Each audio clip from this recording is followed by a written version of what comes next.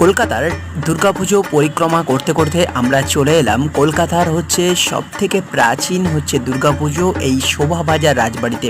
তো এই রাজবাড়ির ভেতরে অন্দরমহল ঢোকার ঠিক সামনের পোর্শনের এই গেট। তো দেখতে পাচ্ছ সবাই একে একে ঢুকছে, যদিও বা আজ চতুর্থী, তো তাই সকাল সকালভাবেই এত পরিমাণ ভিড়। তো দেখতে পাচ্ছ রাজবাড়ির এটা মিডিল পোর্শনে, অর্থাৎ অন্দরমহলের এই জায়গাটা দাঁড়িয়ে, আর চারিদিকটা রাজবাড়ির এই যে খুব সুন্দরভাবে পুজোর জন্য সেজে উঠেছে, আরও সাজবে। দেখতে পাচ্ছ প্রচুর পরিমাণে লোক সবাই এসেছে পুজো দেখার জন্য, এখনও সম্পূর্ণভাবে সেজে ওঠেনি। তো গম গম করছে এই রাজবাড়ির এই অন্দরমহল, আর ঠিক ভেতরে মা দুর্গাকে সুন্দরভাবে সুসজ্জায় সুসজ্জিত করা হয়ে রয়েছে। তো এটা বহু পুরনো পুজো। 1757 সালে রাজা নবকৃষ্ণদেব প্রথম এই রাজবাড়িতে